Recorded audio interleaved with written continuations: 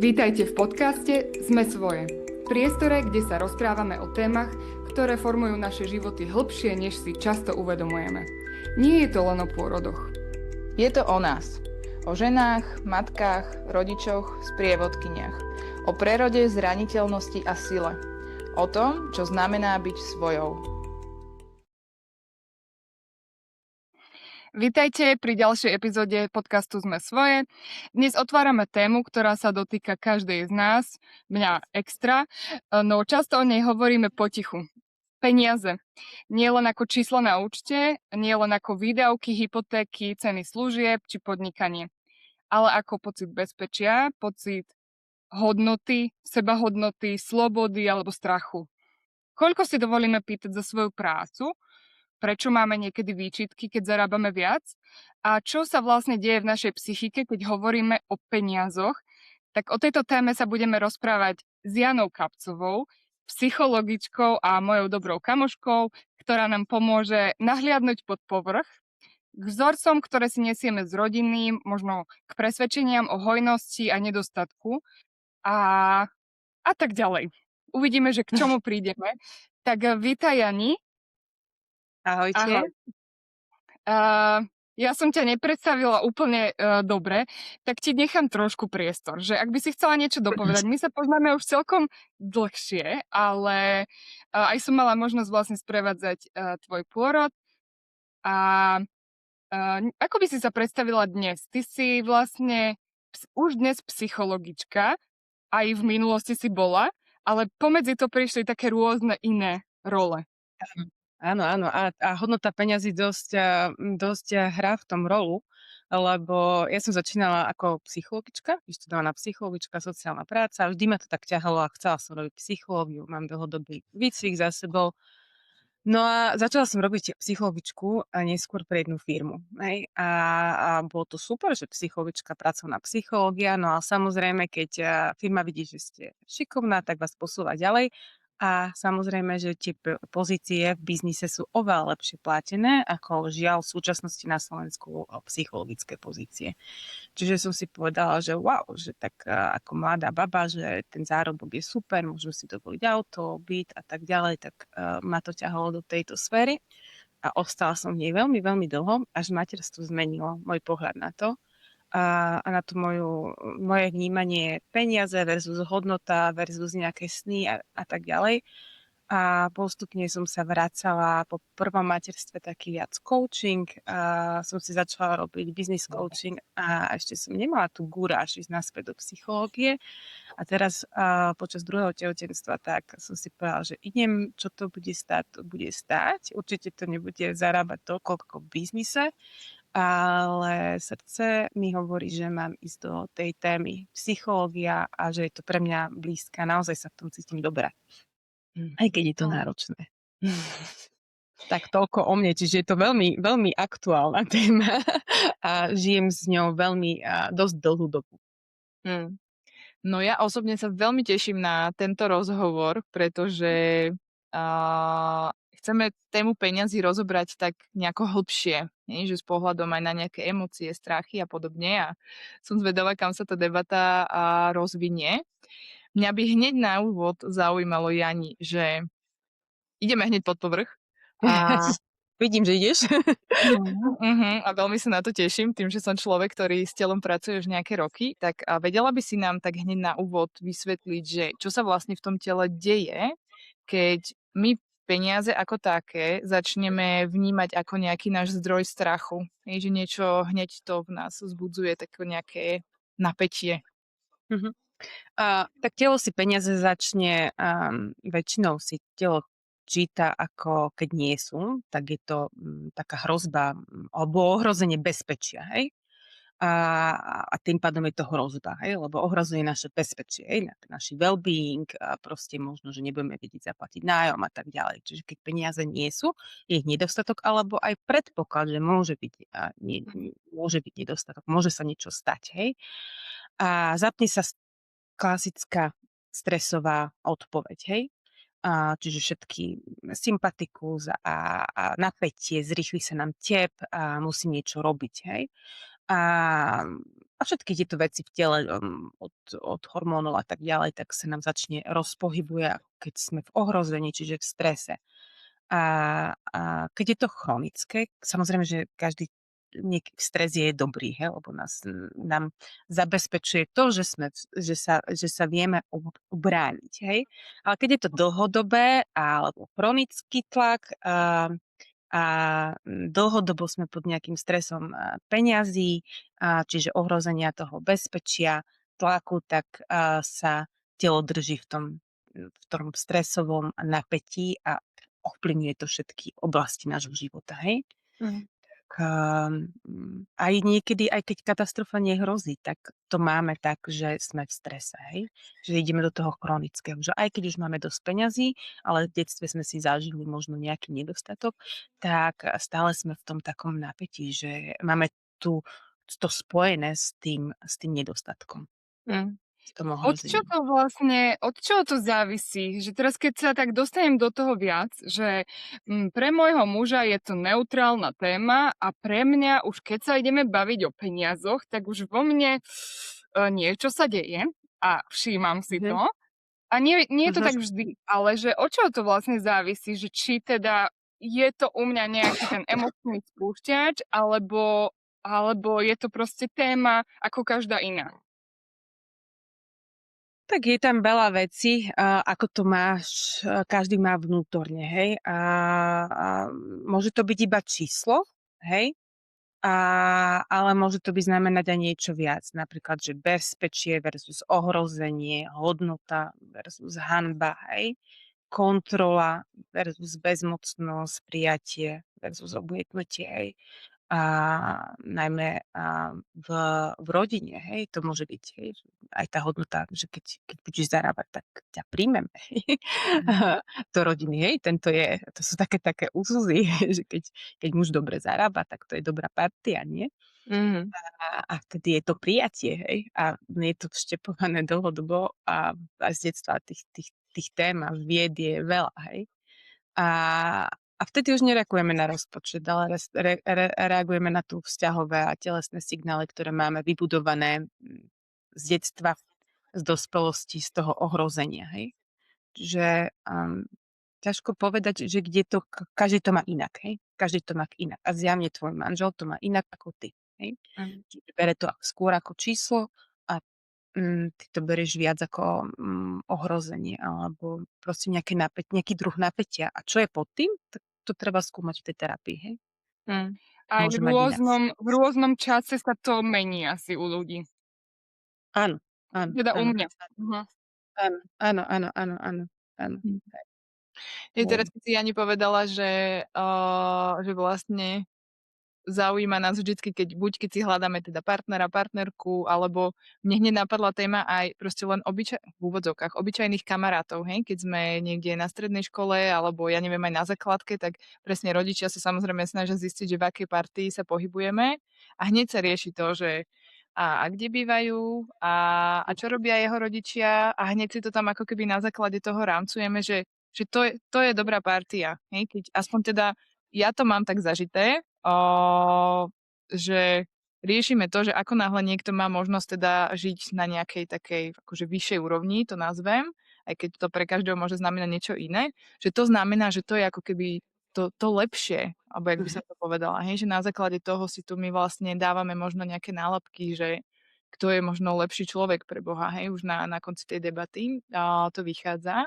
A samozrejme s tým potom plyne nejaký ten náš emočný tok, hej, že ako sa v tom cítime, ako sa v tom hľadáme. A s akými takýmito emóciami v zmysle peňazí sa ty stretávaš najčastejšie v tej praxi? Ešte dodám k tomu, čo si hovorila, že je to rodinné, ale je to aj veľmi kultúrne, hej? Mhm. A kulturálne založené, hej? Že proste pre každú kultúru je tá hodnota peňazí iná, hej? Keď si zoberete, ja neviem, nejaký z Nemecku nejaký manažér, tak kľudne chodia aj na 15-ročnom starom Volve, hej? A žijú v skromných pomeroch. A pritom majú veľa peňazí, hej? Že proste, že myslím si, že to je aj kultúrne dané, že kde bol aký nedostatok, aké ohrozenie a kde, ako sa správal k peňazí a na Slovensku je tam také, hej, že taká tá závisť, takéto, aj keď sa robili rôzne štúdie, tak je to viac čo sa týka peňazí, také viditeľné, hej. Mm. No a potom, ale teda späť k tvojej otázke, že aké emócie sa najčastejšie spájajú so slovom peniaze, hej, tak paradoxne to nie je chamtivosť, hej. By som si povedal, že chamtivosť, alebo taká, že chce viac, to nie je tá najčastejšie, ale je to napríklad strach, hej, to sme si hovorili, čo ak, hej, čo ak nebude, čo potom, nebudem mať čo jesť, nebudem ide spať a tak ďalej. Sú tie základné, alebo nebudem vedieť uspokojiť potreby detí a tak ďalej. No a potom ideme hlbšie, hej, je tam hanba, že som neschopný zabezpečiť rodinu, seba, hej, iní majú, hej, už potom samozrejme sa aj porovnávame. Takže toto je veľmi časté, hej, okrem toho strachu, ktorý je taký bytostný alebo taký primárny. A potom je tá hanba, hej, a aj s tým porovnávaním, hej, čo si spomínala. Potom je vina, hej, míňam, beriem, pýtam, hej, že to sú také, hej, že teraz som minula veľa a tak, hej. A potom aj obviňovanie v partnerstve vzniká, hej, že míňaš veľa a tak, hej. Čiže tam vznikajú konflikty a k tomu sa asi dostaneme. Potom je hnev, hej, že to je nespravodlivé, hej, že prečo však ja makám takisto ako ten druhý a nezarábam toľko a mám toľko vysokých škôl a hnevá ma to, hej, že prečo, hej, je to takto a vidíme to aj vo firmách, ale aj v bežnom živote, hej. Tak potom je tam samozrejme závisť, to porovnávanie, ktoré sa nachádza pri každej jednej skoro emócii a máme ešte aj smútok, hej. Že taká strata možností, že nemôžeme ísť na tú dovolenku tento rok, lebo si to nemôžeme dovoliť, hej. A je tam taký smútok, že nemôžem dopriať deťom niečo, po čo túžia, hej, to je také najviac citlivé a pre nás matky je to obzvlášť, hej, že oni sa porovnávajú a tak ďalej, hej, tak je to také. A, a to vychádza z výskumov, hej, že to není iba o nás, hej, alebo iba o tom, že si tu teraz hovoríme nejaké teórie, hej.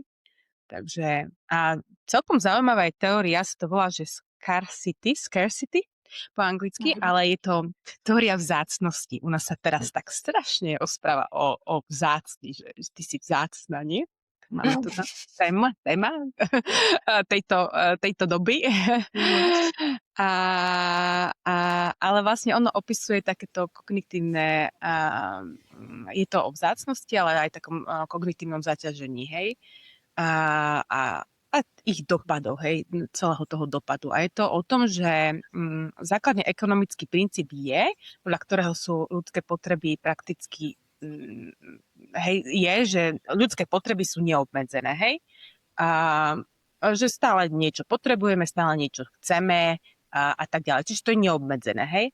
Zatiaľ, čo zdroje na ich uspokojenie sú obmedzené, čiže tie peniaze, hej, čiže máme iba nejaké. A tento nepomer nutí jednotlivcov aj spoločnosť celkovo robiť voľby, hej, stanovovať priority, niesť náklady a príležitosti. Tak proste si stanovať, že čo si dovolím, čo si nedovolím a tak ďalej. A potom vlastne vzniká tá vzácnosť, ktorá určuje hodnotu tovaru, hej, a služieb. Vytvára ten dopyt po statkoch, ktoré nie sú voľno dostupné a tak ďalej, hej.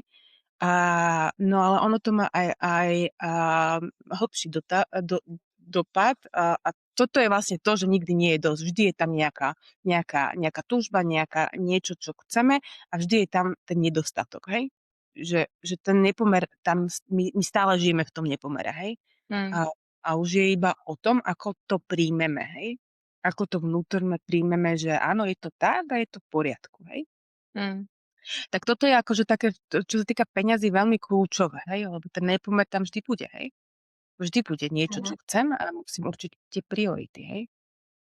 Mňa pri tomto hneď napadlo, že teraz neviem ani dať vlastne konkrétny príklad, ale že prečo ako ľudia máme tendenciu za niektoré tovary alebo aj služby kľudne vyvaliť, že brutálne množstva peňazí za, ja Svadba. neviem teraz to. Ako? Svadba. Áno, to je veľmi téma. Veľká Je téma. jedna z tém, ale mne napadli napríklad, že kabelky, Mhm. topánky. Proste neviem, úplne to teraz absolútne neviem, prečo mi toto napadlo, ale proste vypichlo toto prvé, že to nie sú existenčné veci. Mhm. Hej? Ale, a samozrejme netvrdím, že máme dávať peniaze len za existenčné veci, hej, lebo to sú presne tie túžby a čo nám prináša nejaký ten pocit toho nejakého pokoja a všetky tieto veci, ale že niekedy mi to príde, že OK, tak sme ochotní dať za strieľam sako, ktoré mám na sebe 2000 eur. Ale ak idem do potravín, nie som ochotná zaplatiť o 50 centov navyše za maslo, ktoré má vyššiu kvalitu ako proste maslo, ktoré je dovezené od niekiaľ, neviem odkiaľ, hej, nejakého veľkochovu. Že to, čo toto je do prdele za pochod, hej, v tej hlave. Hm. No, tých odpovedí je veľa, hej, a tam je ten základ taký, že si kúpime svoju vlastnú hodnotu, hej. Mhm. Teda Mm. z môjho pohľadu. A veľa to vychádza aj z toho, že a, ja neviem, aj kulturálne, že len mať, hej, že kto má lepšie auto, lepší mobil a na konci dňa žije v nejakej chatrčile a má ten mobil, hej. Alebo proste má nejaký nedostatok iný. A, a je to aj o tej hodnote voči ostatným, lebo keď iní budú vidieť, že to mám, tak si budú myslieť, že sa mám dobre a budú ma inak ku mne pristupovať. Ale je to paradoxne, že aj to tak je, hej? Je to tak, a ja mám taký úplne super príklad, že ho miluje. Vždy, keď idem na štrbské pleso, tak vždy povie, že toto je príbeh, ktorý vždy ho povie a vždy, keď ideme okolo tej reštaurácie, nebudem menovať, tak sa na tom smejeme. Sme boli na takej 10-hodinovej túre v Tatrách a prišli sme naozaj takí strašne dobití, unavení, už aj nepršalo a boli sme od blata a tak ďalej. Prišli sme do jednej cukrárne a hovorili, že máte zmrzlinu, strašne chutná zmrzlina. A on, že máme, ale tá je veľmi drahá. A my s mužom taký úplne urazenia, že prečo tá poznámka, že podľa toho, že ako vyzeráme, tak povedia, že vy si to nemôžete dovoliť, alebo čo, hej? Mhm. Akože, a úplne si to začali s mužom rozoberať, že aké je to zaujímavé, hej, že posudzujú, že aj keď idete do nejakého šperkárstva, tak už vidíte, že predavačky sa vás akože, skúste si ísť do nejakého zlatíctva, kde predávajú drahé diamanty a tak sa premerajú a či si to môžete dovoliť alebo nie, hneď zhodnotia a pritom nemôžu to vedieť, hej. Ale tá hodnota je, že to je také zaujímavé, že ako naozaj okolie posudzuje vašu hodnotu, vašu kvalitu, váš možno status, hej, podľa toho, ako vyzeráte, čo máte, tak možno preto si to kúpujú kabelka, alebo na akom aute príde, hej. Hej. Že to naozaj mám takých známych, ktorí povedia, on má BMWčko, alebo on má Mercedes, a ja že no, a nemá ženu, ani deti. že tá hodnota je niekde inde, hej, každý má niekde inde, ale naozaj to porovnávanie tam je, hej, kto má má lepšiu krávu, nie, ako sa ešte nenadediť, nie, hej, alebo viadovci, hej, no. Tak to porovnanie tam je, no. Mňa Takže zaujíma, toto je možno odpoveď, že radšej nedám niekde, kde to má zmysel, ale niektorí ľudia si kupujú ten pohľad na seba. Hej. to je veľmi zaujímavé. Ja som sa nikdy nad tým takto nezamyslela. Akože zamyslela, ale nie úplne asi až do takej hĺbky. Ale zaujíma ma ešte, že čo všetko z tohto si nesieme my vlastne z tých našich rodinných vzorcov. Lebo mne to teraz tu úplne cinká na nejakú strunu, že ako som to ja mala vlastne ako dieťa v rodine. A ako to je, že my to vlastne odpozorúvame od našich rodičov, alebo... Áno. To veľmi veľa sa teraz hovorí o vzťahových väzbách, o tom, ako to fungovalo v detstve, čo si prenášame do dospelosti a si nesieme aj tie pravidlá, hej, ktoré u nás fungovali. A keďže peniaze sú dosť prepojené s tým bezpečím alebo hrozbou, tak ten bezpečnostný systém máme aktivovaný z rodiny, hej. A niekedy aj úplne, že podvedome, nevedome, hej. Napríklad, že šetriť až do krajnosti, hej, alebo míňať rýchlo, hej. Každý to má inak, každá rodina, hej. Že proste keď sú peniaze, tak sa minú a potom ideme na dlh z výplaty do výplaty. Niektorí zase šetria až príliš, že si nedovolia nič kúpiť ani pre seba, že urobiť nejakú radosť alebo dožičiť si niečo, čiže majú viac našetrené. A potom je to aj o tom, že my si poradíme, netreba si pýtať pomoc, nežiadať o pomoc. Hej. Alebo z Peniaze boli a budú. boli a budú, hej, a treba ich dať do kolobehu, to boli, hej, také. A potom je aj také, že keď sa budeš dobre učiť, tak budeš mať veľa peňazí, hej, čo nie je pravidlo, hej, vôbec, hej. Ja hovorím si, že budeš elektrikár. A že proste remeslo má zlaté dno ale naozaj to tak nie je, že vôbec to tak nie je, ale to tak bolo, hej, že keď sa budeš učiť, tak nebudeš, ja neviem, budeš smeťarom, keď sa budeš učiť, keď budeš mať zlé známky, hej. No a potom je zaujímavé aj tá dynamika rodiny, ako fungovala, že či sa kvôli ako sa narábalo s peniazmi. Vždy každý prišiel do nejakého nedostatku, do nejakej, hej, zrazu nám vybuchlo, že treba opraviť auto alebo niečo, alebo jeden z rodičov skončil na penke a už ten nedostatok v rodine bol citeľný, keď vypadne príjem. Alebo aj, každá sme si to zažili, materská, rodičovská dovolenka, hej, ten chýbajúci príjem je tam silný. A teraz, čo ten vzťah urobí, hej, či tí rodičia robia, čiže to si tiež nesieme, že či sa hádalo veľa o peniazoch, hej, a nezmyselne do krvi a vyčítalo sa všetko, alebo sa o tom mlčalo, a bolo tam iba také tiché napätie, hej. To sú tiež vzorce, že či my vieme otvorene rozprávať s tým mojim partnerom o peniazoch, alebo neviem o tom rozprávať, alebo sa iba o tom si iba vykrikujem, no a zas sme minuli, a zas nemáme, a zas toto, hej. Ale neideme sa konštruktívne pozrieť, že kde sme, ako vieme v tom byť v komforte celom, hej. A no, tak to sú také vzťahové také stratégie prežitia, hej, ktoré si nesieme z detstva, alebo sme sa ich naučili, hej. Tak to je ako vzťahových väzbách k ľuďom a k sebe, aj sebahodnote, tak to máme tiež, hej, vzťahovú stratégiu toho prežitia, hej, alebo finančná stratégia. Mne tam ešte dáva zmysel, keď si Jani ty aj načrtla, tak v začiatku tej debaty, že nie je to len ako keby o tej rodine, ale o tej kultúre. A mne príde, že my špecificky akože na Slovensku, tým, že máme históriu, ako máme, nikdy sme tak úplne akože politicky nič neznamenali, to poviem takto hlúpo, hej. Stále nás tu niekto facká, správa zľava, furt si nás tu niekto pohadzuje.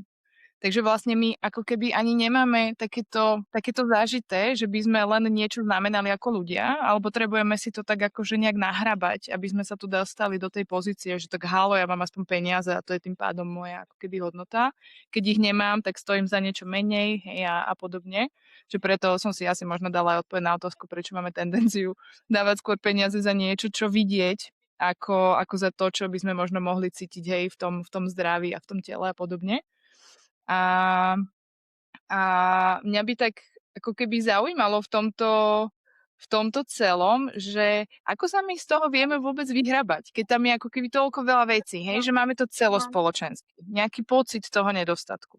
Potom máme každý v rodine špecifické nejaké vzorce, ktoré vidíme, že a ešte mi tam ako keby ide aj téma toho, že mohlo by sa to dať, keby sme boli trošku ako keby informovaní, že ako sa s tými peniazmi dá pracovať, hej, že aj keď ich možno nemáš málo, vieš robiť toto a toto, že robiť takúto, ako sa to povie to slovo, proste pomôžte mi. Finančná gramotnosť. Presne toto. Ďakujem. Na to tu robíme tento podcast 2, aby sme sa podoplňali. Že je to aj o tom, že vlastne my tam historicky tú gramotnosť naozaj nemáme odkiaľ mať? podľa mňa áno, akože teraz na svete sa učili o finančnej gramotnosti na škole, hej. No. Tak to by malo byť od začiatku. Nemá to ísť iba z rodiny, lebo nevždy to rodina vie zabezpečiť. Alebo sú v nejakej špirále alebo niečo.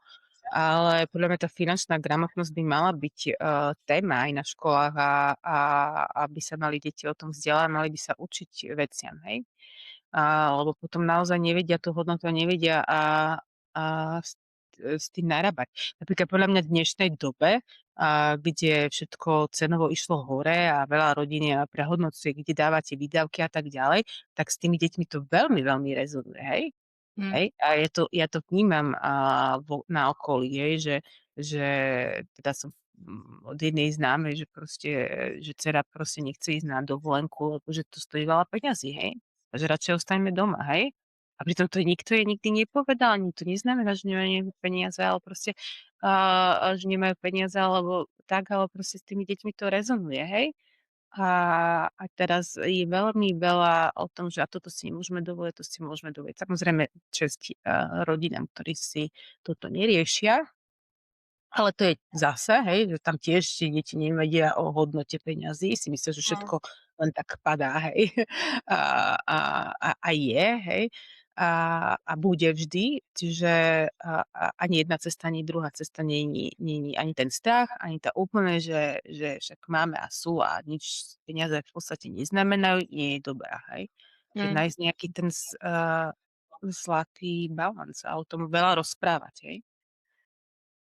Tak toto je o tom. A u nás je dôležité sa zamyslieť nad tým, že ako to ja vnímam, aj z toho pohľadu emotional focus therapy, na ktorú sa viac zameriavam, je, že keď sa dostanem do nejakého tenzie, napätia, tak si zavnímavať, že čo sa so mnou deje, hej? Čo to ohrozuje, hej? Čo mi to o mne hovorí? Lebo ono to není, že ohrozenie bezpečia alebo proste nejaký strach, ako že iba o peniazoch je tam hlbšia téma, hej? Alebo hanba, hej? Tak to nebude iba o peniazoch, keď nemáš, hej? Väčšinou je to spojené aj s nejakým niečím iným hlbším, hej? Že to není o tom, že som mala štepované, že keď nebudeš zarábať, budeš menej hodná, hej? Tam to menej hodná, nemilovaná a tak ďalej je spojené s viacerými témami, hej? Väčšinou není to izolované, hej? A zvedomenie si toho, že áno, mám to tak, odtiaľ to vychádza a pochádza a toto už nezmením, ale viem zmeniť môj prístup k tomu, hej? Čiže veľmi pracovanie s tým vedomím. A pri deťoch je o tom, že čo to, aj znovu tiež ísť do emócií, že keď to o toto rozprávaš, čo to s tebou robí, hej? Ako sa cítiš, hej? Kde to cítiš v tele, hej? A ísť cez obrázky a tak ďalej a potom, lebo nepomáha iba, keď mi povieme, a to bude OK, hej? To je popretie celého toho strachu, hej? To bude OK, neboj sa, máme peniaze, všetko bude v poriadku, hej? To je, keď dieťa spadne, udrie sa, ale to nič nie je, to ešte budeš, toľkokrát spadneš a to bude v poriadku. No to jeho moment v tom momente nezaujíma, hej? Takže tých naozaj pristúpa ako k každej inej emócii, hej?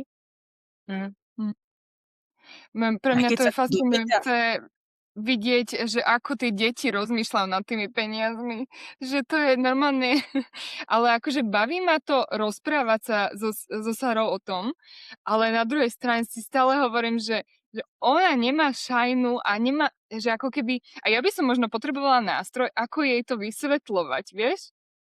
Lebo ona stále mi povie, maminka, toľko máš peňazí v peňaženke a mám tam 20 eur, hej. A pre ňu je to obrovský peniaz.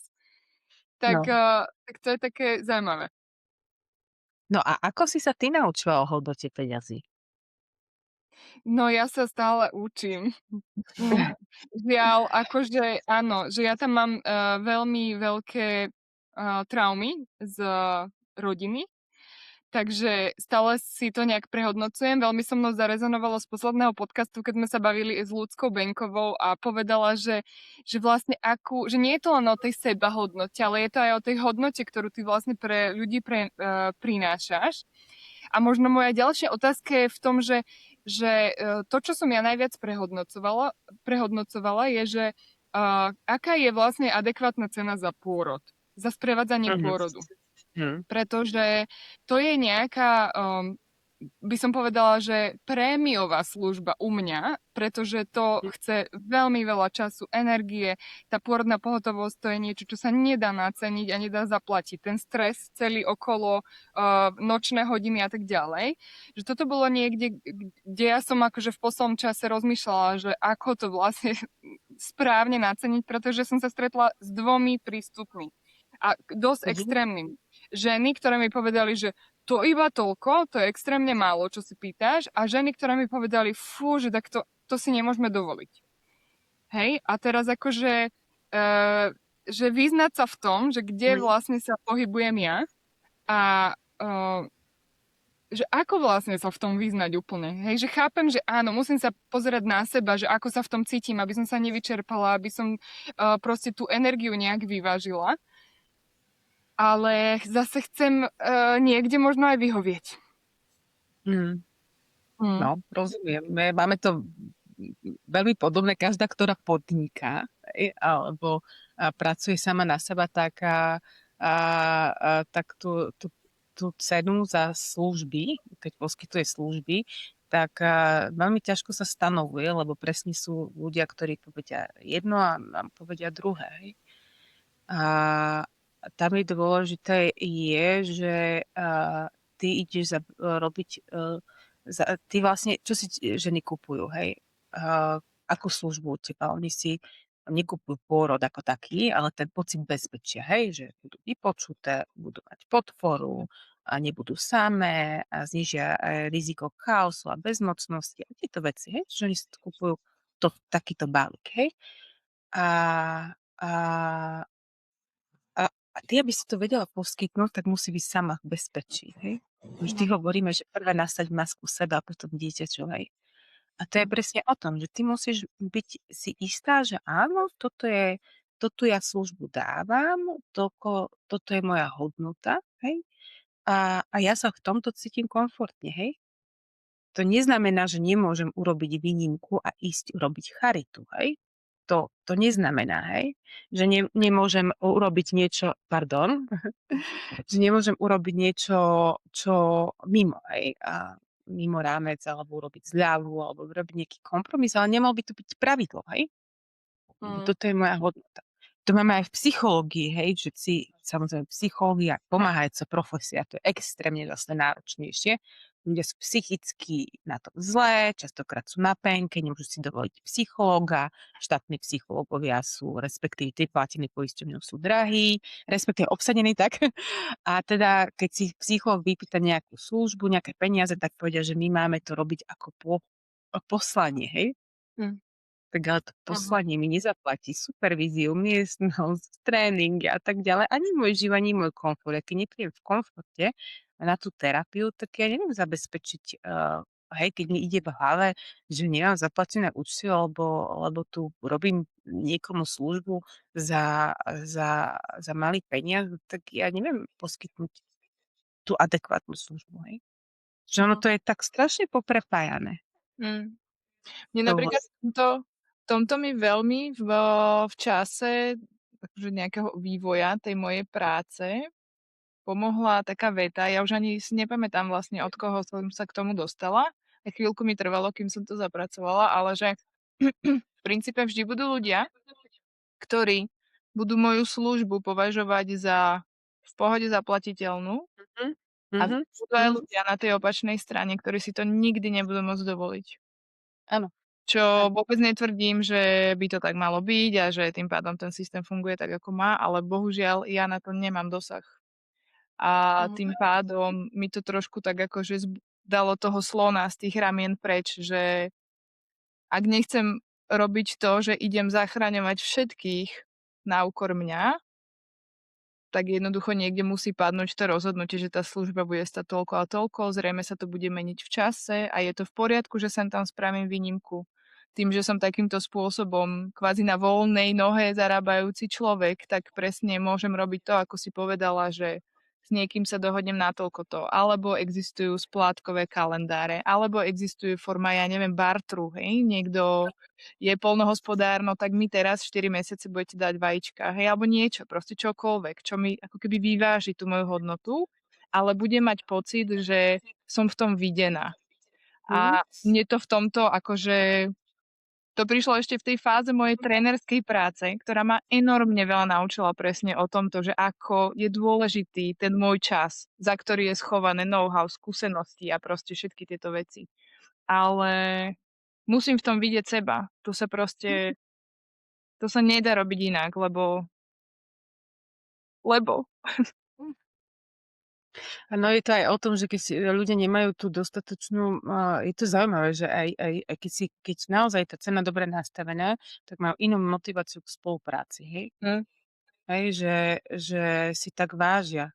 Hej, keď som ešte v biznise, tak keď sme dávali tréningy zadarmo, tak a nemali tam, že neviem, aj jazykové vzdelávanie, nemali nejaký oni príspevok, tak si chodili ako chceli. On nepozerá na to, že koľko reálne za to stojí tá hodina, lebo oni za ňu nezaplatili, tak sa k tomu aj tak stávali, hej? A vo veciach sa tak, ktoré dostaneme zadarmo, nie vždy si ich vážime, hej? Ja by som sa No a vrátila ešte k jednej veci, ktorá mi šmátra v hlave. A to je, že ty si vravela o tom, že my vlastne poskytujeme službu, kde ponúkame pocit bezpečia. Dá sa ale Mhm. pocit bezpečia kúpiť? No dá sa podporiť, ale nie garantovať, hej? Hej? A hlavne v tom tvojom, hej, pri tých pôrodoch, hej, a bezpečí je zmes informácií, ja neviem, vzťahovej podpory, dôvery, tým, hej, pocit kontroly a potom aj samotný priebeh, ktorý reálne nevieme ovplyvniť, biológiu nevieme ovplyvniť, hej. Ale peniaze a respektíve kúpenie to môže zlepšiť podmienky, hej? Ale neodstráni neistotu z pôrodu aj úplne. Hej? Čiže tie podmienky zlepší, to bezpečí, že tam mám niekoho a teda ty si nebola dlho pri poslednom pôrode a ja som si bola vedomá, že sú proste limity, do ktorých ty vieš ísť a s ktorými vieme pracovať a sú veci, ktoré neovplyvníme ani jedna z nás, hej? Alebo áno, ja viac ako ty, hej. To posledné zatlačenie je naozaj na tej žene, hej, že to už nevieš ty zabezpečiť, hej. Ale čo ty vieš zabezpečiť je to, že budem tam stále pri tebe, budem ťa sprevádzať, ako to robíš a budem vnímať tvoje potreby, hej. A budem tam stáť za tebou a s tebou, hej. A budem ťa sprevádzať. Ale to je aj v terapii, hej, lebo ľudia prídu a povedia, že ja mám problém s týmto, s tou stresom, alebo že proste nechce sa mi. Tak čo s tým idete urobiť? A ja, že ja. Ja. Tak poďme sa na to pozrieť, samozrejme, že ideme hlbšie, ale častokrát ľudia nechcú s tým nič urobiť, hej. Urobte, aby som dôveroval mojej žene. A ja, že ja som prišla na terapiu, lebo chcem viac dôverovať svojej žene. Dobre. Vy mi povedzte, tak čo môže ona preto urobiť? No ja neviem, ona ich skúša. Hej, to sú také témy, hej, že ideme hlbšie. No a to je presne o tom, že niektoré veci sa dajú kúpiť, ale v službách a hlavne takýchto sa nedajú kúpiť, pokiaľ ten človek tiež neurobí niečo preto. S týmto mne tam ide veľmi presne téma nejakej tej kontroly, že ja teda mám tých pôrodných skúseností sprevádzajúcich zatiaľ menej a teším sa na každú ďalšiu, ale mám už relatívne dosť skúseností v rámci toho laktačného poradenstva. A tam sa niekedy deje taká tá situácia, že no ale veď ja som si ešte aj zaplatila tú laktačnú poradkyňu, ono to aj tak nepomohlo, ona mi to nezachránila. Je, že nejaká taký ten argument, že a veď ja som aj do toho proste dal tie peniaze a ja sa aj idem možno s vami dohodnúť na tom pôrodnom sprevádzaní a tým pádom ako keby si to tam tak zabezpečím, že toto všetko už som preto spravila, prečo to aj tak nevyšlo, nefunguje, neviem, k pôrodu si sa nakoniec nedostala, hej, lebo však môže sa stať. Toto je podľa mňa obrovská téma v tomto celom a to isté platí vlastne v tých terapiách, že veď ja chodím na terapie. Áno, a nič to V živote sa proste nič nemení. Áno, stále ma ľutujte, hej. Niekedy to tak je, hej. Alebo ja stále mám nejaké, proste si ten človek nedovolí niečo žiť. A tam sú hlbšie samozrejme témy, nedá sa to tak bagatelizovať. A, ale naozaj sa to deje, hej? Sa to deje, a vtedy my musíme prijať, že urobili sa maximum a prijať, že niečo dokážeme ovplyvniť, ale nie všetko, hej? Mm, Nedokážeme zmeniť toho druhého. mhm, V žiadnom vzťahu, hej? Akokoľvek si myslia niektoré ženy, že v partnerskom vzťahu možno zmenia, tak nie, hej, alebo vždy to ide na nejaký úkor. A teda, nevieme zmeniť, ani tých ľudí, ktorí si tú službu kupujú a potom samozrejme máme pocit, že naša hodnota je mizivá, hej? mm, Hej, lebo sme nepomohli, neurobili maximum a čo keby som a možno keby som, hej? mhm, A veľakrát to nie je o nás, ktorí službu poskytujeme. Čiže o mhm, tebe, keď ideš na nejakú laktačnú, keď tam mama možno jej bolo vštepované a má tam v zákulisí nejakých rodinných príslušníkov, ktorí hovoria, že a ja som nikdy nedojčila, ani ty nebudeš, veď fľaša je super, hej, to mlieko je dobré, hej, a na čo budeš dojčiť, a potom kamošky, ktoré povedia, že ak budeš mať väčšiu slobodu, môžeš ísť žurovať, keď hej, dáš fľašu a podobné veci tam môže byť kopec mm, iných. Strach, môže byť tam jedna a môže tam naozaj tie témy, ktoré keď sa ona neotvorí a vám sa nepodarí ísť hlbšie, že aký je ten dôvod toho bloku a není to o technike, tak to máte ako so šoférovaním, hej? Že niektorí ľudia sa boja šoféra a pritom perfektne vedia techniku, ovládajú všetko, ale proste nikdy nesadnú do toho auta. A to mm. nie je o tom aute, ale tam je nejakom bloku o nich, hej? A Mne potom, tam keď si... Mhm. mne tam aj napadá, že myslím si, že je to aj veľa o tom zobrati si tej kompetencie. Akože teraz z pohľadu toho človeka, ktorý si ide platiť nejakú službu a idem si teraz vystavať ten tím, o ktorom áno vieme, že je proste dôležité mať pomoc a proste aj si to vystavať tak, aby som sa cítila bezpečne. Vyberám si miesto na porod tak, aby tam zrejme bolo zabezpečené to, že moje priania budú ako keby rešpektované a podobne. Ale koniec koncov to vždy stojí, padá na tom, či si my sme ochotní zobrať tú kompetenciu, že toto je teraz môj príbeh. Ja preto spravím všetko, na čo mám nejaký dosah. Hej? Čiže oslovím tých ľudí, skúsim si ich dohodnúť, prídu mi na ten pôrod, na tú návštevu poporodnú a podobne. Ale stále je to proste o mne.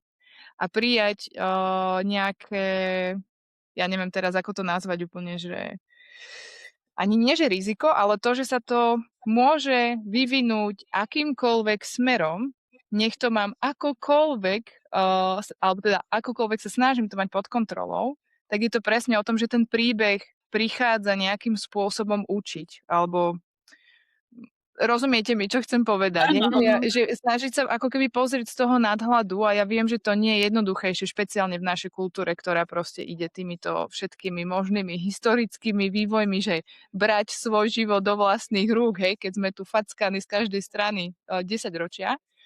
Ale my sa, myslím, veľakrát bojíme tej kompetencie, lebo ona nesie so sebou aj ten pocit toho zlyhania, že to bude inak, ako sme si predstavovali, že proste nedokáže mať naozaj všetko pod kontrolou. A ja by som veľmi chcela. Mhm. A samozrejme, každý máme svoje témy, v ktorých nás to facká. Ale že je to tak podľa mňa hlboké, toto všetko, že fú, až som prekvapená z toho, čo som tu teraz vlastne povedala za tieto posledné minúty. Lebo keď nemáš veci pod kontrolou, tak čo vzniká? Strach, nebezpečie. Mhm. No, Mm. hej, Mhm, takže mhm. tak to aj prijať, že veci nemusím mať pod kontrolou a je to v poriadku, hej? A Mm. niekedy to vypali tak a niekedy tak. Je to v tej emotional focus terapii je také zaujímavé, hej, že proste prídu ľudia a povedia, že nechcem cítiť hnev. A ja že tak nechcete cítiť? Hej? Že proste nemôžete mať iba pozitívne emócie, proste život vám dáva proste všetko, hej? Áno. Ako proste celú spektrum, vy si nemôžete povedať, ja chcem vidieť iba túto a túto a túto farbu, hej? To sa nedá. Tak proste Áno. sú tam aj zlé, aj nie. Dôležité je, ako my sa s nimi vysporiadame, hej? Či Mm. to ide keď mám hnev, či to viem spracovať a zregulovať a každú tú aj negatívnu emóciu a ide do takého adaptívneho správania alebo maladaptívneho, čiže deštruktívneho, čiže idem búchať, byť, agresia a tak ďalej, hej. Alebo si zvedomím ten hnev, áno, som nasratá, tak strašne nasraná, hej. A proste idem si to, hej, idem sa prejsť, predýchať, nájdem si ten spôsob, hej. A toto je tiež také, že keď strácam kontrolu, čo to so mnou robí a je to v poriadku, že strácam kontrolu a nájdem si spôsob, hej, ktorý nie je deštruktívny pre mňa a pre okolie a tak, no. Mm. Že to zaujímavé, že veľakrát aj s tými peniazmi ľudia by chceli mať iba pozitívne emócie, ale nie, sú tam negatívne a hlavne je tam tá potreba a ten nedostatok je tam, tá vzácnosť veci je naozaj markantná, hej. Silná, hej. Ten nepomer. Veľa teraz riešia ženy okolo mňa matersku v súvislosti s príjmom. Hej, že toto je proste, to môže byť veľmi veľký pocit ohrozenia pre niektoré ženy. Hlavne, keď nemajú podporu u partnera, alebo v rodine, alebo niekde inde, hej, že, alebo to nemajú nejak inak zabezpečené. Mám okolo seba aj ženy, moje kamošky, ktoré si nevedia predstaviť kvôli tomuto mať dieťa, lebo nemajú tam nejakú podporu a v zásade, že ako to vlastne vymyslieť? Zostaneš s dieťaťom s príjmom z materskej, ktorý možno ani nevíde, lebo nevíde v tomto štáte. A čo to vlastne všetko prináša a čo sa deje v tom tele vtedy? Presne ten pocit ohrozenia a strachu musí byť obrovský. No, tak to je veľká téma. To je naozaj veľká téma. Ja som to tiež s tým prechádzala a prechádzam stále. A aj skrz toho zmeny a, proste môjho smerovania, alebo kde pôsobím, že z toho biznisu do tých pomáhacích profesí je veľký skok. A do toho ešte materská a veľké investície na vzdelávanie a podobné veci. No ale späť k tej materskej, no tak veľa sa o tom rozpráva, myslím, že ste to mali aj v tých niektorých podcastov, tak materská je taká dlhodobá zmena identity ženy a bezpečia. Hej. Som minule pozerala podcast, počula od Petri, to dávno hovorila, že áno, že on si nevedel predstaviť, že proste teraz zostane 3 roky s dieťaťom a že tá jej značka padne, hej. To padne to všetko, čo vybudovala, hej. A keď nemala tú podporu, a v tom čase nemala podporu v tom súčasnom partnerovi, hej, lebo jeden chce, aby ostala, ona chcela sa ďalej rozvíjať. Akože zaujímavý podcast, vypočujte si ho. No ale späť k tej materskej, no je tam klasika strata vlastného príjmu a to môže aktivovať veľa vecí, hej. Znížený pocit autonómie, kontroly a hanba, som na príťaž, musí ma niekto živiť, hej. A potom aj taký telesný stres, hej, napätie, nespavosť, podraženosť a veľakrát to aj do toho dojčenia a napríklad podľa mňa vstupuje, aj keď nie primárne, hej? Hej, že ženy sú tak pod stresom tým ekonomickým, ktorý sa a tou dynamikou toho vzťahu, že im to ovplyvňuje vzťah k sebe a k dieťaťu a aj k tomu dojčeniu, hej? A hlavne, keď je vzťahová neistota, hej, v tom pozadí, tak to je naozaj. A potom je tam tá závislosť, hej, od toho príjmu toho jedného človeka, hej. Tak je to naozaj pre psychiku náročné. No. Tak neviem, či som odpovedala, či som sa zamotala všetko. No, takže tam je základ, je samozrejme zrelý a vyrovnaný vzťah, hej. A aj keď chcem ísť do toho materstva a mať dieťa a mám strach, tak na toho materstva, toho rodičovstva na 90% nejdem sama, hej. Idem v nejakom vzťahu, ideálne, hej. A ideálne v nejakom rovnomennom vzťahu. Takže naozaj, samozrejme, tá materská peniaze menia dynamiku moci a dôvery vo vzťahu, hej. A je to obrovská skúška rodičovstva. tam je dôležité, aby sa obidvaja partneri o tom otvorene rozprávali, hej? Otvorene rozprávali, otvorene si povedali aj tie očakávania vo vzťahu, hej? A vieme to zvládnuť, čo si popri tom môžeme dovoliť, kde sa uskromníme a naozaj jasne si stanoviť tie pravidlá, hej? Aby tam nevznikali nejaké trenice, ktoré aj tak vzniknú, ale keď budem mať bezpečie, že viem o tom rozprávať s tým partnerom, tak, tak to tak otvárať, hej?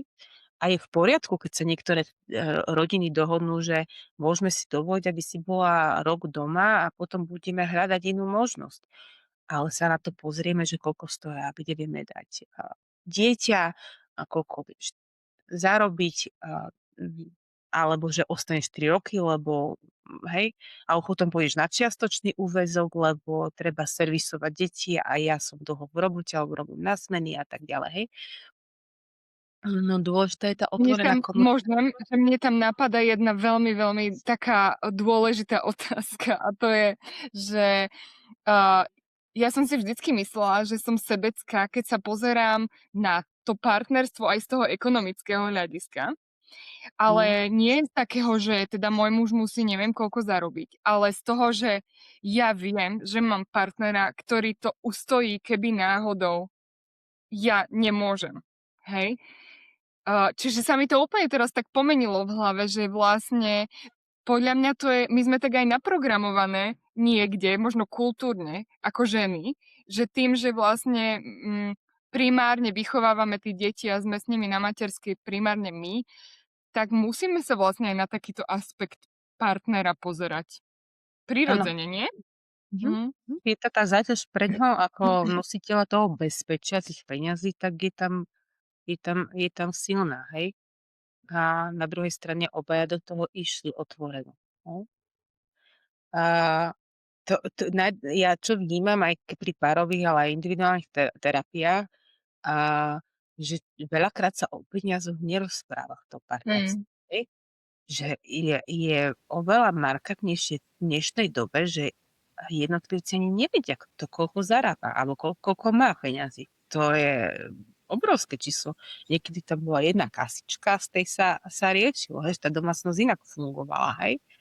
A teraz akože ani nevedia, čiže na tá miera neistoty tej ženy je, hej. Ona nevie, že máme peniaze, nemáme peniaze, kde sme, hej. A, a, a, a veľakrát sú peniaze indikátor moci, hej. A že ten, kto zarába, tak vo veľa rodinách rozhoduje, ospravedlňuje a má hlas, hej. Ja teraz tu zarábam, tak ja poviem, či ideme, neideme, kúpime, nekúpime, hej. A keď vlastne chýba tá transparentnosť vôbec, čo sa týka peňazí, tak nám rastie úzkosť, konflikty no, ale keď je zase dohoda, hej, že je jasne stanovené, tak tie peniaze menej pália. Čiže tak ako o všetkom, že keď to jasne otvorene rozprávame o našich emóciách, potrebách, túžbách, a kde sme a aj vzťah je dohoda, alebo to sú dva rozličné osobnosti, každý má iný prístup, iný pohľad z iných rodín, z iných kultúr, častokrát je dôležitá tá dohoda a otvorené rozprávanie o tých peniazoch, hej? Mne teraz idú viaceré myšlienky hlavou, tak ja ich znova skúsim dať nejak tak schopne dokopy. Ale prvé, čo mi napadlo, že presne ako ste povedali, že vlastne nemáme informáciu v tom partnerstve, že kto koľko zarába, že každý máme ako keby to fungovanie na nejakej tej svojej strane. Tým ide ruka v ruke to, že my máme málokedy informácie, že kam tie peniaze všetky, Páne Bože, zmiznú. Toto bola jedna z prvých informácií, ktorú som vďaka Bohu a nejakému vesmíru mala možnosť získať relatívne skoro vo svojom živote, pretože som si nechala poradiť normálne akože finančným poradcom, ktorý ma naučil pracovať, naučil ma nejaké finančné gramotnosti a podobne a bolo to jedno z najlepších rozhodnutí v mojom živote. Prestávať ten vzorec, že keď mi ide niekto radiť o peniazoch, že ma on nechce pripraviť. To je vzorec našej rodiny, takže to bola veľká práca samej so sebou. Ale vlastne, že toto nám osobne doma veľmi pomohlo vedieť, aký ten tok tých peňazí je. Hej, že tým, že sa to proste každý mesiac mení a potrebuješ sa v tom adaptovať, niekedy presne vytvoriť tú dohodu, no tak tento mesiac mám naplánované to a to, musíme tým pádom túto trošku menej, hej, a podobne. Čiže toto bola veľká pomoc.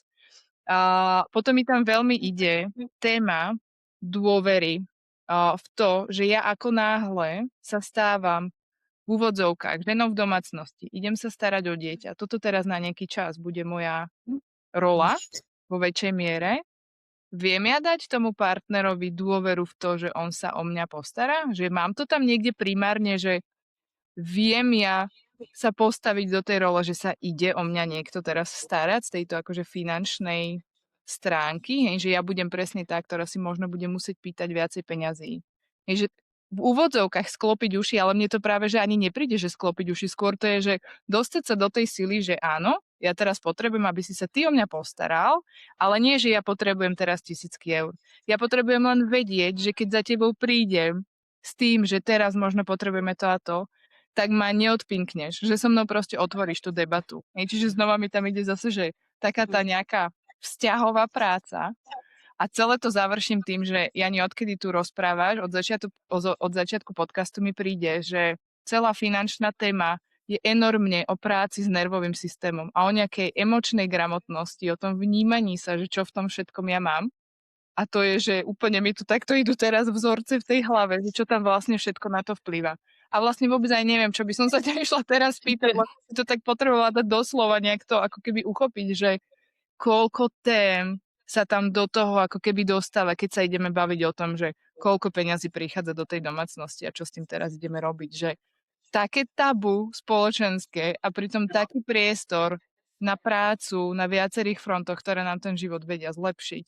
No. A hej, ale tá materská je dehonestovaná, to si vieme, hej, že tak, kde si bola na kavičke s kamoškami, nevíte ten príbeh veľa. A že si bola iba na ihrisku, hej, s deckom. Hej. A tak, že naozaj tá materská a všetko okolo toho, čo lomcuje tou ženou a čo tá žena musí riešiť a od tej izolácie až po tú finančnú bezpečnosť a vzťahovú bezpečnosť a česť výnimka, akože naozaj sú muži, ktorí sa k tomu bravúrne stavajú, hej, naozaj bravúrne. A a potom sú ale muži, ktorí to naozaj povedia, že tak ja sa o teba starám, tak ty proste očakávam, že prídem a bude navarená a tak. A mne nezaujíma, že mu išli zuby alebo že mal teplotu, hej. A že sú muži, ktorí to nevnímajú a tak ďalej a tieto veci. Ale ešte mne išlo v tej hlave, keď si o tom hovorila, že veľakrát už sa hovorí o tej svadbe, hej, že tam to je prvýkrát sa láme, že to financie, hej. A tam, keď sa neotvorí tá transparentnosť a naozaj už pri sobáši si tí dvaja nepovedia, čo je moje, to je tvoje, hej? A to je naše, hej? A sme s tým, hej? A máme toľko a s tým môžeme narábať a toto je náš, hej? Toto je náš, my sme spolu. A tak vzniká veľmi veľa nedorozumení a neistôt, hej? Ja to vidím v párových terapiách a tak ďalej a že častokrát až pri rozvode a rozvodoch sa ukazuje, kto koľko zarábal, hej, paradoxne. Potom otázky, kde tie peniaze išli alebo nešli. A potom také klasické, že keď si bola na materskej, si nezarábala, nemáš nárok na tie peniaze. Hej, ja som kúpil, splatil, neviem čo a neviem čo. To sú v súdnych procesoch naozaj potom tá dynamika ide. A to je iba, sa otvára to, čo je pod povrchom celého vzťahu. Hej? Celej dobu toho vzťahu, akokoľvek mohol byť predtým neviem aký pozitívny, ale toto stále išlo pod povrchom. Hej? Lebo je to veľké klamstvo. Hej? Je to netransparentnosť, nedôvera. Môžem ja tomu veriť, tomu partnerovi, keď ja neviem, čo on žije, ako žije, hej. A naozaj nemáme peniaze, alebo máme, hej. Hej. Vieš, že nemáme peniaze a ja neviem, kúpil si oblek, hej. To vymýšľam, hej. Tak kde to je, hej? Aha. Takže tá hodnota peňazí, že áno, uskromníme sa obaja, hej, alebo dobre, kde dáme peniaze, kde nám to dáva zmysel, naozaj sa o tom rozprávať a, a to je najdôležitejšie v podstate v terapii učíme tých ľudí. A vytvárať si tie bezpečia, hranice A čo si ja dovolím a nedovolím a čo dovolím iným, aby robili mne a nedovolím, hej. Takže je to veľa o Mne tom. tam ide otázka ešte takej veci, že často, alebo to sa deje asi mne, že to pozorujem, a že teda tá finančná stabilita tam objektívne je, hej, že nie sú tie peniaze issue. Proste Mhm. nie je to nejaký objektívny problém. Ale je tam teda ten pocit toho, že a ešte treba ušetriť a ešte pre istotu, lebo keď v budúcnosti nebude a vieš takéto, že no Mhm. presne toto, také, že chcem si to pre istotu odkladať, lebo strýko drž groš, hej? Lebo čo? No. Čo Hej, keď sa no, stane niečo? áno. Je to, hej, je tam ten strach, to som si hovoril, to strach o bezpečie, ktoré máme z detstva a potom si to tak viac šetríme a je tam určite nejaká hlbšia téma, prečo to robíme, hej. Prečo to ten daný človek robí. A že prečo tak, že tam naozaj musí byť obrovská strach o to, že raz nebudeme mať peniaze, hej. Že čo Mhm. ak, hej. A on non-stop žije v tom strese alebo v tom napätí, hej. Takéto chronické, áno. Ale A čo sa s je tým to, dá robiť? Čo sa s tým dá robiť z dlhodobého hľadiska? Okrem teda chodiť na terapiu a riešiť to, tak dá sa s tým aj nejak inak jemne pracovať?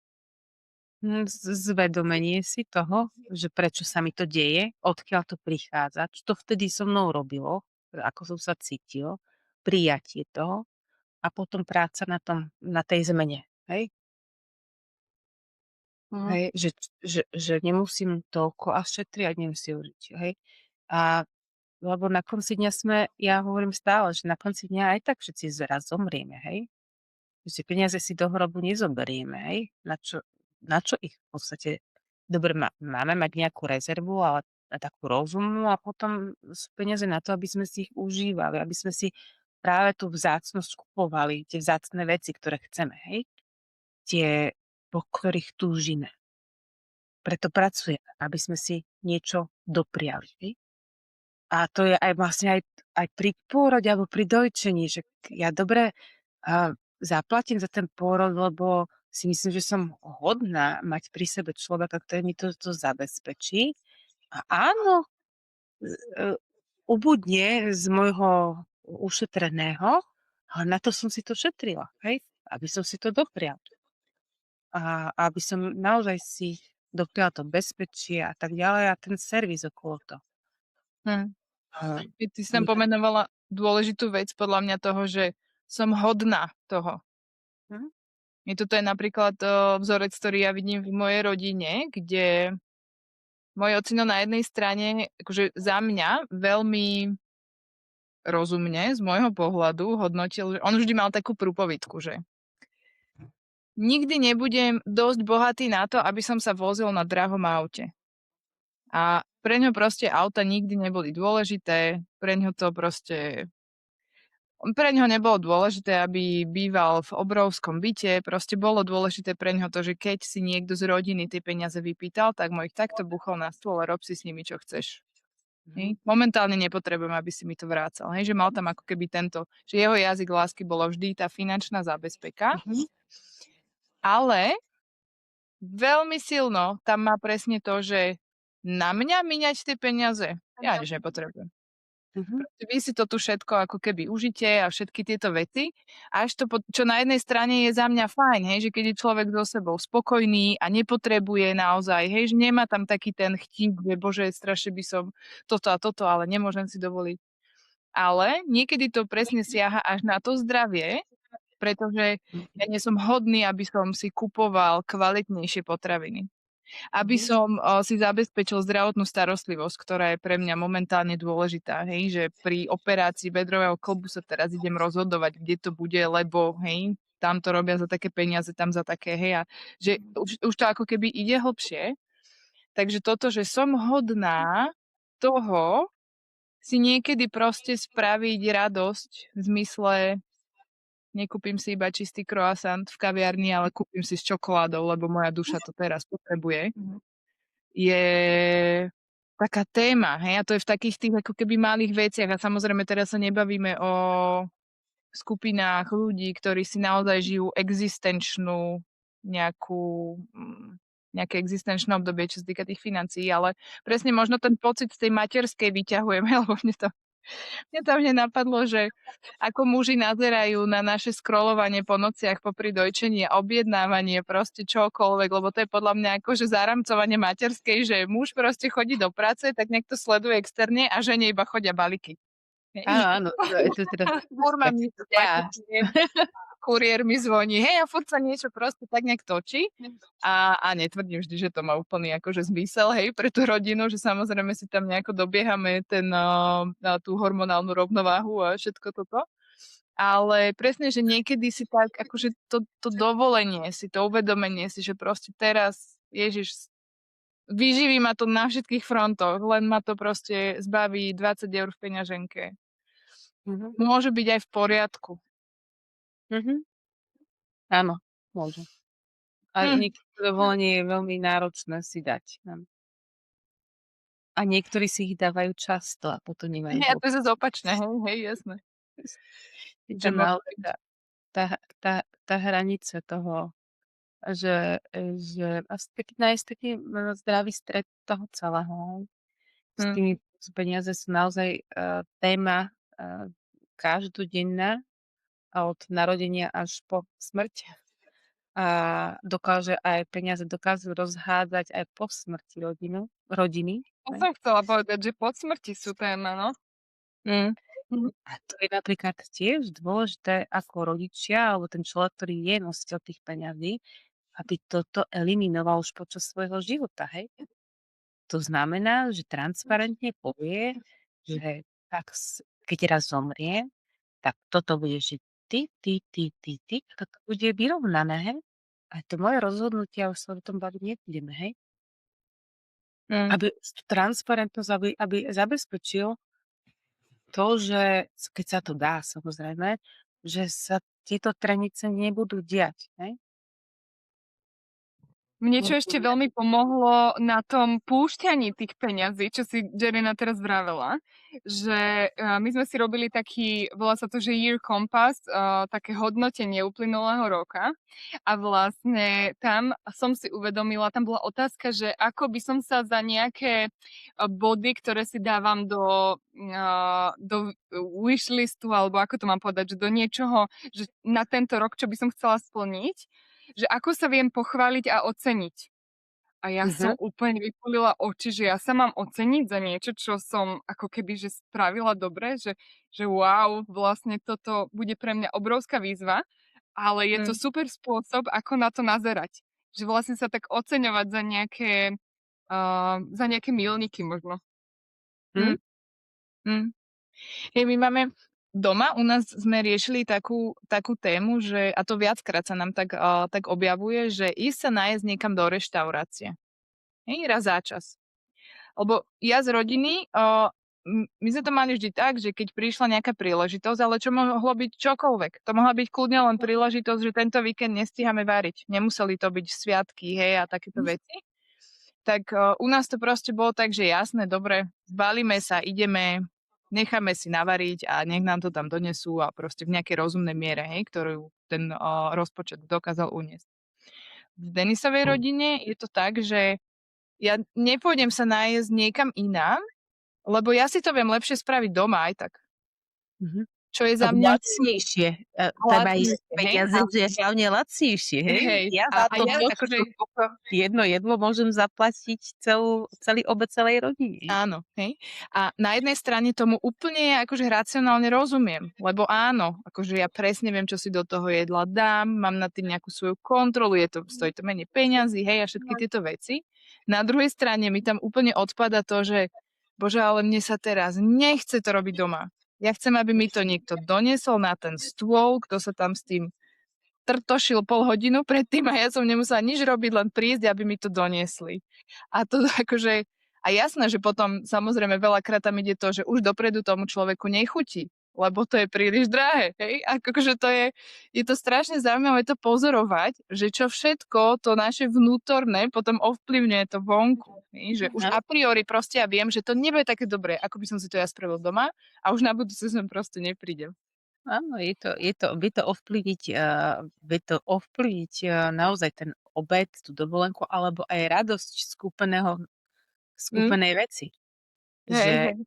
kúpi si, ja neviem, auto alebo topánky drahé, a po ktorých túžil, má na to daný človek a potom 3 dní chodí, že či naozaj musel minúť toľko peňazí na ne, či sa nedali niekde lacnejšie, alebo či naozaj ich potreboval, hej? Áno, áno, áno, áno. U nás je téma, hej, u nás je téma, keď ideme niekde do obchodu a ja si niečo skúšam, čo je výnimočné, tak muž povie, že ja, že páči sa ti? A on že, a potrebuješ ich? A ja že, serem ťa. Chcem ich. Nepotrebuje. Na konci človek nepotrebuje mať ďalšie nohavice alebo ďalší sako, hej?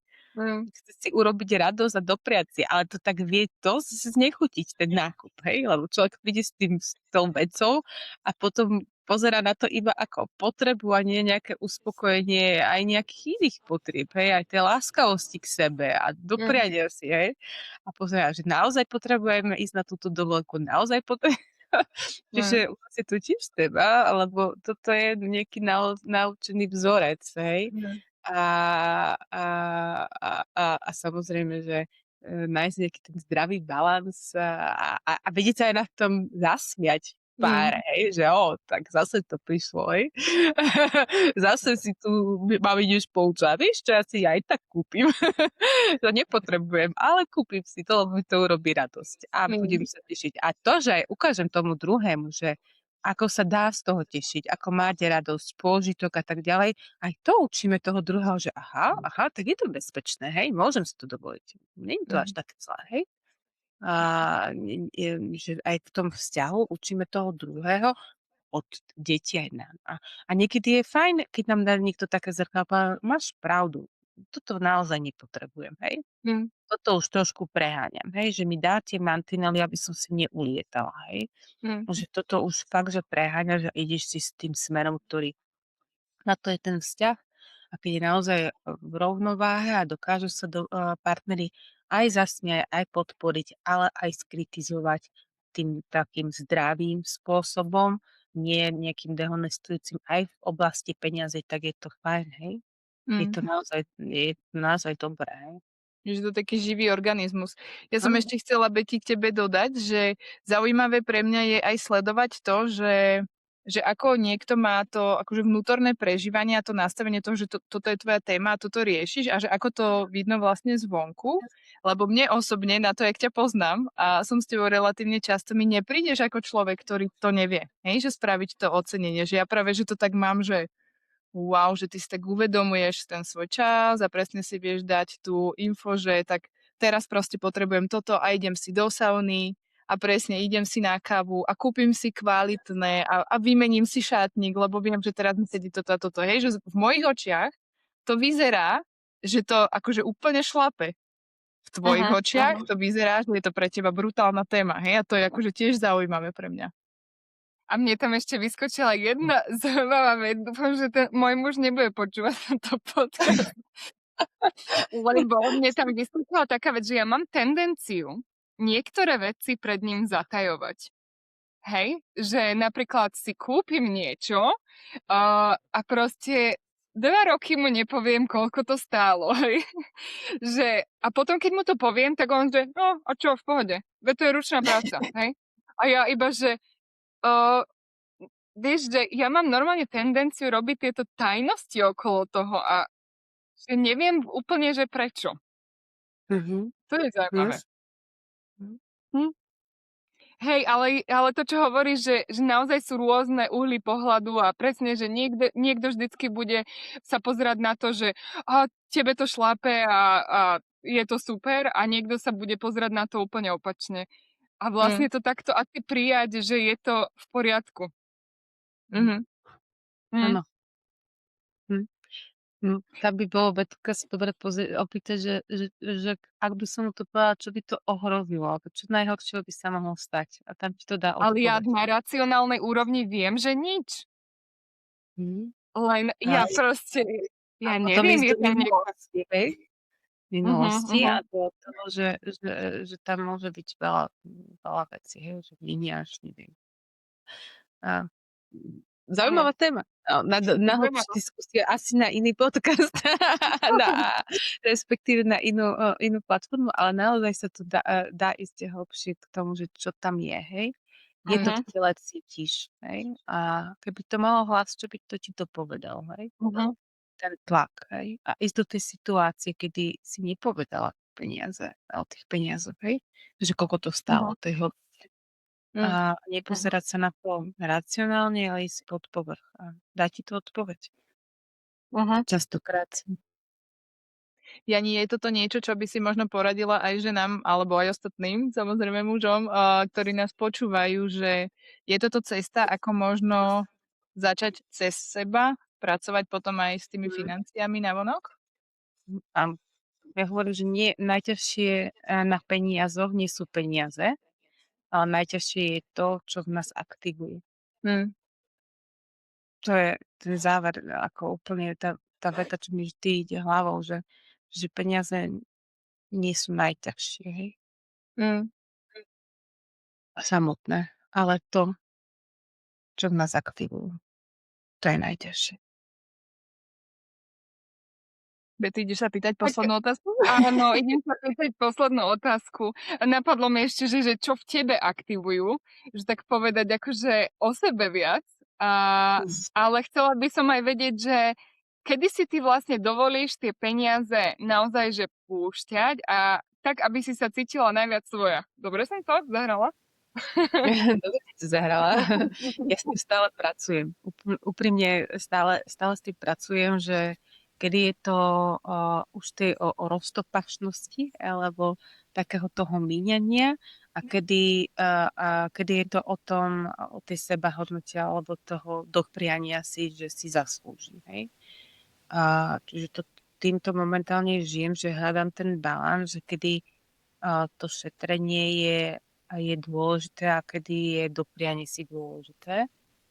A veľa samozrejme s partnerom, keďže stále som na rodičovské a už aj niečo robím, tak s tým veľa pracujeme, že či to má zmysel. Možno to veľmi podobné, ako máš ty, Betka, že akú to má víziu, či to má zmysel, či nás to vie finančne zabezpečiť, kde mne sa to samozrejme bije s tým, že potom strašne túžim to robiť, hej.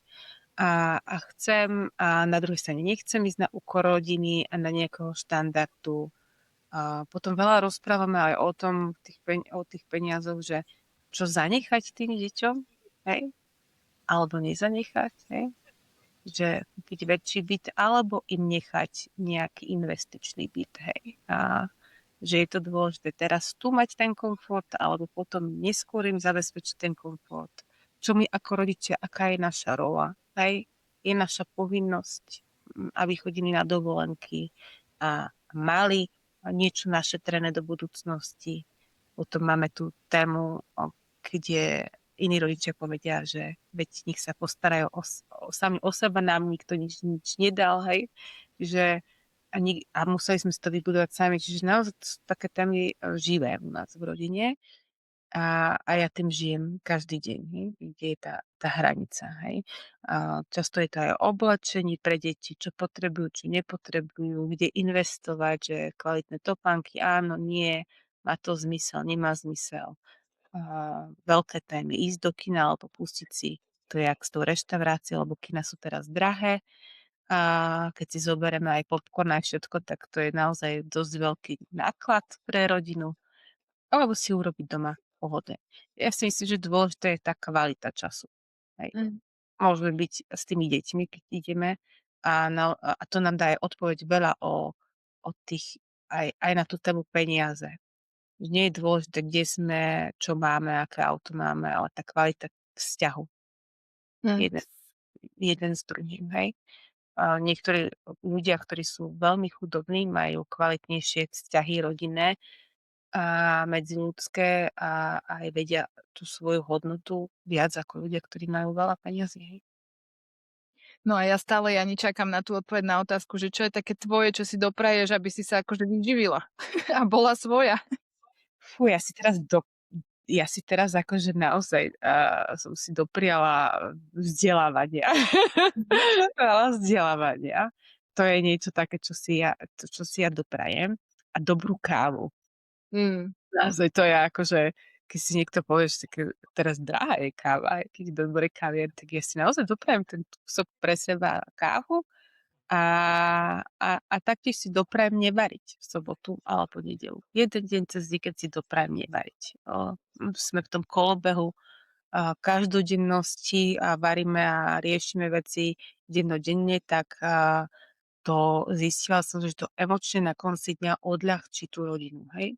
Že tá matka nie je v strese a môžeme si dopriať, hej? Dopriať mať ten čas spolu a riešiť iné veci ako rodina. Takže toto máme také naše rituály, to si ja doprajem. A ešte rozmýšľam nad tým, že čo ešte, ale toto sú také moje. A kvalitné jedlo to je, ale zase tiež tam pozerať, čo je marketing a čo je realita. No, jasné. Ďakujeme, že sme si mohli my dopriať takýto kvalitný čas s tebou, bo mne to podnetilo veľmi veľa ďalších otázok, s ktorými budem pracovať. A možno niekedy na budúce ešte raz. Ďakujeme. Ja ďakujem za pozvanie a bolo mi cťou byť tu a teším sa na možno ďalšie stretnutie. Ahojte. Ďakujeme krásne, Jani.